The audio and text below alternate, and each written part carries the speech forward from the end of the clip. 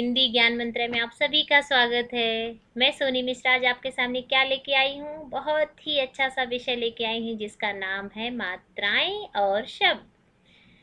बच्चों, जब हम हिंदी सीखते हैं तो हमें सबसे पहले क्या सिखाया जाता है? हमें सबसे पहले सिखाया जाता है स्वर क्या है, व्यंजन क्या है, मात्राएं क्या है, फिर उसके बाद हम सीखते हैं शब्द। तो आज मैं इस वीडियो के माध्यम से आप लोगों को मात्राओं का अध्ययन कराऊंगी और कैसे हम मात्राओं को जब स्वर और व्यंजन में जोड़ते हैं तो क्या बन जाता है। तो चलिए लेट्स बिगिन।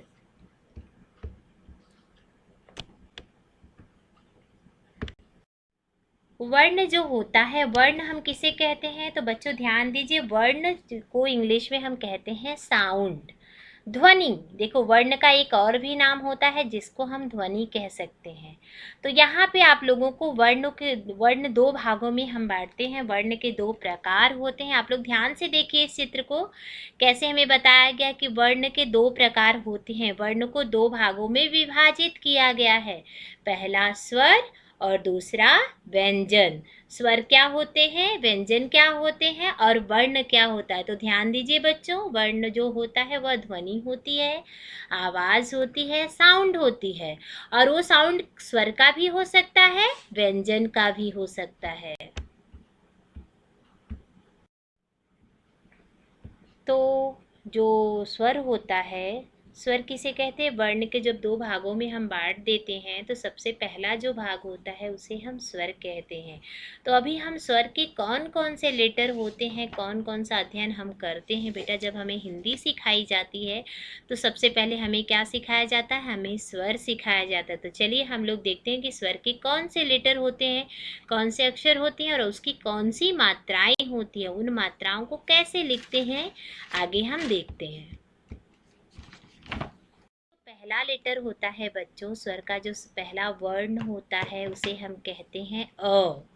तो ध्यान दीजिए, अ की कोई मात्रा नहीं होती है। जो स्वर हम सीखते हैं बच्चों, स्वर के जितने भी लेटर हमें सिखाए गए हैं, अ, आ, ई, उ, ऊ, ए, ऐ, ओ, औ, रे, ये क्या होते हैं? ये जो अभी हमने जो भी अक्षर आपके सामने बोला है ये स्वर के अक्षर होते हैं, स्वर के लेटर होते हैं। और बच्चों, जितने स्वर के लेटर होते हैं उतनी ही मात्राएं भी होती हैं। यहाँ पे जो स्वर का पहला जो लेटर होता है, पहला जो अक्षर होता है, इसे हम क्या कहते हैं? अ कहते हैं। तो अ के ऊपर हमने देखिए रॉन्ग दिया है। इस चित्र में ध्यान से देखो आप लोग, अ के ऊपर रॉन्ग क्यों दिया गया है? क्योंकि अ की कोई मात्रा नहीं होती है, अ की कोई मात्रा नहीं होती है। बाद आ आता है, आ। आ। अब देखिए आप लोग, आ की मात्रा कैसे होती है? एक सीधी लाइन खींच के जब उसका हम माथा भर देते हैं तो उसे कहते हैं आ की मात्रा। तो हमें जब भी कोई शब्द पढ़ना है बेटा, हिंदी अगर पढ़ने सीखना है तो हमें मात्राओं का अध्ययन होना बहुत ही आवश्यक है। तो आपने अभी क्या देखा कि अ की कोई मात्रा नहीं होती है, लेकिन जब अ के बाद कौन सा लेटर है? आ। तो आ की मात्रा कैसे होती है? जैसा कि आपके चित्र में दिखाया गया है, ई, उ, री, ए, ऐ, ओ, औ, अं, अह। तो देखो, आ पहले हमें क्या बताया गया कि अ की कोई मात्रा नहीं, फिर हमें बताया गया आ की मात्रा कैसे बताई गई? एक सीधी लाइन खींचते हैं, फिर आ गई छोटी, इसको हम लोग क्या बोलेंगे? छोटी। तो छोटी की मात्रा देख रहे हो? पहले हम आ की मात्रा बनाएंगे और उसके ऊपर एक टोपी पहना दिए। किस तरह से? देखो, उसको पूंछ जैसा उसके ऊपर अगर हम लटका देते हैं तो उसे कहते हैं छोटी की मात्रा। देखो, पहले हमने आ की मात्रा खींच के उसको छोटी की मात्रा आपने कैसे किया है? आपने राइट साइड में उसको लेफ्ट से राइट साइड में नीचे किए। लेकिन जब बड़ी की मात्रा हम लिखते तो देखो, सबसे पहले हमने क्या किया? आ की मात्रा किया, फिर राइट से लेफ्ट की तरह हमने क्या किया? उसको एक पूंछ बना दिया, ऊपर की तरफ पूंछ बना दिया। देख रहे हो बच्चों किस तरह से है। छोटी की मात्रा और बड़ी की मात्रा में क्या डिफरेंस है। छोटी की मात्रा में हम लेफ्ट से राइट की तरफ लाते हैं और बड़ी की मात्रा में हम क्या कर रहे हैं, राइट से लेफ्ट की तरफ लेके जा रहे हैं। और एक बात और भी बहुत ज़रूरी है बच्चों, पता है जब बड़ी ई की मात्रा आती है ना, तो बड़ी की मात्रा को बोलने में हमें ज़्यादा समय भी लगता है। देखो कैसे, ई ई ई ई, देखो ई के बाद ई जब बड़ी बोलते तो उसमें हमारा जो समय है थोड़ा सा ज़्यादा लगता है। तो हम कैसे पहचानेंगे कि छोटी ई क्या है और बड़ी ई क्या है। तो छोटी में कम समय लगता है और बड़ी में ज़्यादा समय लगता है।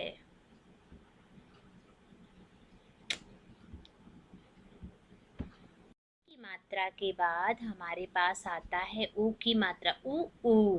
ध्यान दीजिए बच्चों, ऊ ऊ। आप लोगों का जो उच्चारण हो किस तरह से होना चाहिए, ऊ ऊ। यानी जब जल्दी से जहाँ पे कम समय लगा रहे हैं वो ऊ हो जा रहा है, और जहाँ पे हम ज्यादा समय लगा रहे हैं वहां पे ऊ।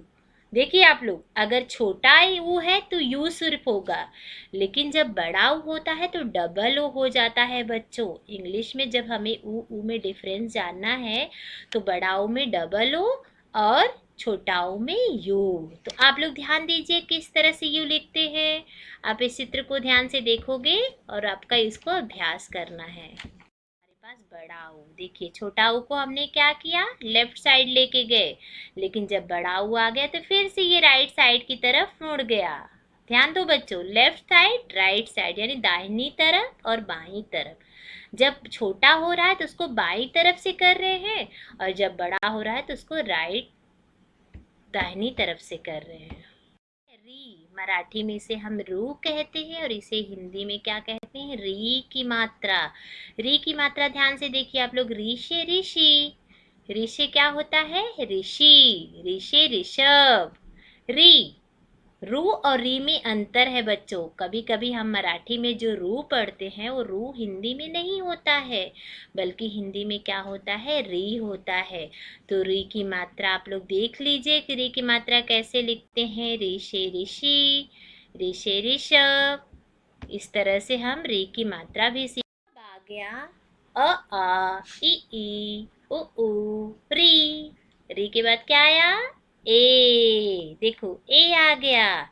ए स्वर की कैसी मात्रा होती है, देखो बच्चों इसको सिर्फ एक सिर है। देख रहे हो आप लोग, सीधी लाइन कैसे यहाँ पे, वहाँ पे आ की मात्रा में से सीधी लाइन खींचते हैं और यहाँ पे देखो बेड़ी लाइन खींच रहे हैं हम लोग, और फिर उसके ऊपर एक मात्रा दे देते हैं तो इसे कहते हैं ए। ए से एक, ए से एड़ी। एक मात्रा जब एक टोपी पहना दिए तो ए बन गया, लेकिन जब इसको हमने दो टोपी पहना दिया तो देखो ये क्या बन गया, ए। ऐसे ऐनक, ऐसे क्या होता है, ऐनक। ऐनक का मतलब क्या होता है, मिरर। मिरर यानी शीशा। जितने भी लेटर होते हैं ना, सभी से मात्राएं बनती हैं। जो हम शब्द पढ़ते हैं, जो हम वाक्य पढ़ते हैं, वाक्य पढ़ने के लिए हम क्या करते हैं, बहुत सारे शब्दों को एक साथ लिखते हैं, और हर शब्द में क्या होता है, देखते बिना मात्रा के भी शब्द होते हैं और मात्रा के भी शब्द होते हैं। तो जब तक हम मात्राओं का अध्ययन नहीं करेंगे ना, हमें हिंदी पढ़ने नहीं आएगी। अब हमारे पास देखो, पहली हमारी मात्रा हो गई अ की कोई मात्रा नहीं होती है। उसके बाद हो गया आ, ई उ ऊ री, ए ऐ। अब आ गया ओ। ओ को इंग्लिश में क्या बोलेंगे, ओ। इंग्लिश में जब लिखते हैं ना ओ की मात्रा, तो उसकी स्पेलिंग क्या लिखते हैं, सिर्फ ओ लेटर लिखते हैं बच्चों। लेकिन जब अ की मात्रा बनती है तो ए यू हो जाता है। इंग्लिश में इसकी स्पेलिंग देखो बदल जाती है। पहले ओ था, ओ की मात्रा जब होती है तो सिर्फ ओ लिखते हैं, लेकिन जब अ की मात्रा, ये आपके जो सामने दिख रहा है ना चित्र, ये कौन सी मात्रा है, ओ। ओ की स्पेलिंग क्या होगी, ए और यू, ए यू, ओ की मात्रा। स्वर का जो मूल रूप होता है बच्चों, आप लोग ध्यान से देखिए, अभी हम लोगों ने जो मात्राएं सीखी हैं उसका मूल रूप क्या है, यानी स्वर के कितने लेटर होते हैं जिससे मात्राएं बनती है। तो बच्चों बहुत ही ध्यानपूर्वक से आप लोग देखिए, ये है अ की कोई मात्रा नहीं होती है। आ लिखते समय देखो इसमें एक लाइन खींचा गया है ना, ये है आ की मात्रा। फिर ई की मात्रा हमने बताया है बच्चों कि किस तरह से होता है। फिर बड़ी, छोटा ऊ, बड़ा ऊ, री, ए, ऐ, ओ, औ, आ, ई, उ, री, ए, ऐ, ओ, औ। यानी इतने सारे अक्षर से हमारा क्या बना है, मात्रा बना।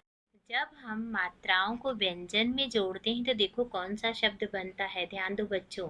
यहाँ पे देखो एक लेटर को म हलन प्लस आ, जब म में मैंने आ को जोड़ दिया तो ये बन गया माँ। ये कौन सी मात्रा है, आ की मात्रा है। अब यहाँ पे देख लेते हैं, क हलन प्लस ई, छोटी। जब हम छोटी की मात्रा लगा रहे, देख रहे हो किस तरह से ये कहाँ से आ रहा है, बाईं तरफ से दाईं तरफ आ रहा है। यानी क को ये क्या बना रहा है, टोपी पहना रहा है। पीछे से इसको हम क्या कर रहे हैं, ढक ले रहे हैं।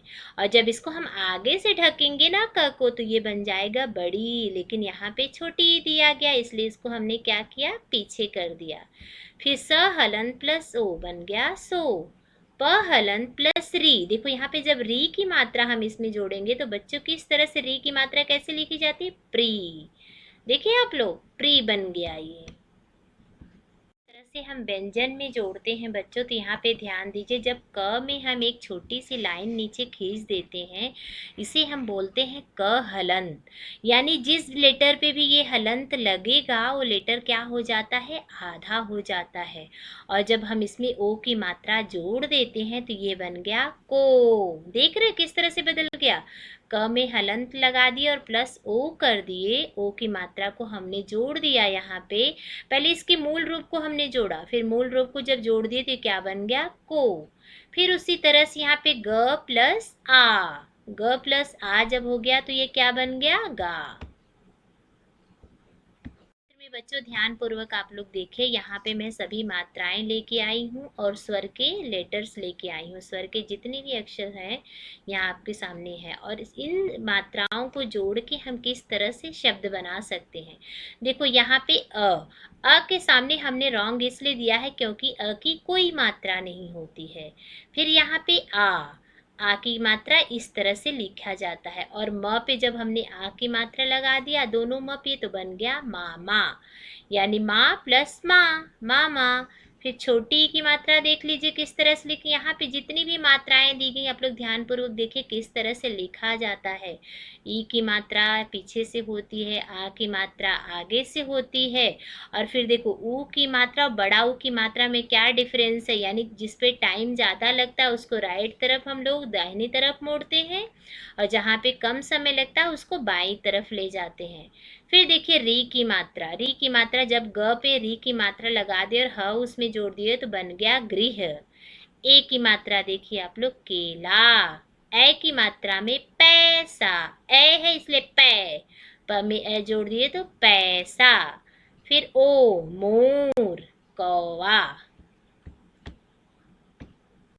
से जैसे हम लोगों ने ई की मात्रा जोड़ी, ओ की मात्रा जोड़ी, यहाँ पे मैं फिर आप लोगों के सामने शब्द लेके आई हूँ बच्चों। र में जब ऊ जोड़ देंगे तो रू बन गया।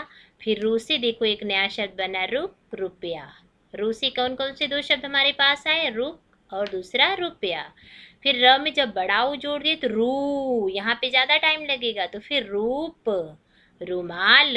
ये बन गए नए नए शब्द, यानी मात्राओं को किस तरह से शब्दों में जोड़ के हम नए शब्द बना सकते। बच्चों आप सबको पता है कि भाषा की सबसे छोटी इकाई क्या होती है, भाषा की सबसे जो छोटी ध्वनि होती है उसे हम कहते हैं वर्ण। यानी जो हम लैंग्वेज सीखते हैं ना, उसकी जो सबसे छोटी सी ध्वनि होती है उसे हम क्या कहते हैं, वर्ण कहते हैं। और यही वर्ण आगे चल के शब्द बनाता है, जब वर्ण को हम मात्रा में जोड़, व्यंजन में जोड़ देते हैं और वर्ण जो होता है स्वर का वास्तविक रूप होता है। तो जब स्वर ये मात्रा में बदल जाती है और व्यंजन में जुड़ जाती है तो क्या बन जाता है, तो उसमें हम जोड़ के शब्द बना सकते।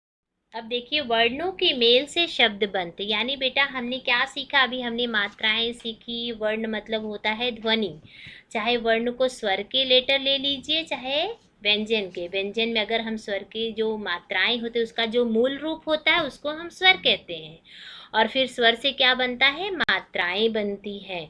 तो देखो यहाँ पे वर्णों के मेल से शब्द बनते हैं, यानी स्वर और व्यंजन के मेल से क्या बन गए, शब्द बन गए।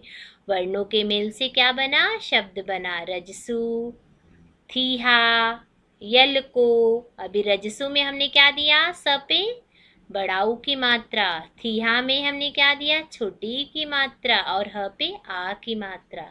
फिर यल को, यल को, य और ल पे कोई मात्रा नहीं है, लेकिन क पे कौन सी मात्रा आ गई बच्चों, ओ की।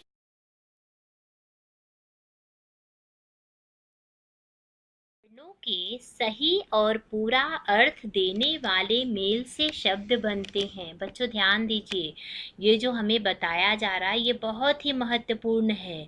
क्या महत्वपूर्ण हमें बताया जा रहा है, ये परिभाषा बताई जा रही है कि शब्द कैसे बनते हैं। तो वर्णों के सही और पूरा अर्थ देने वाले मेल से शब्द बनते हैं।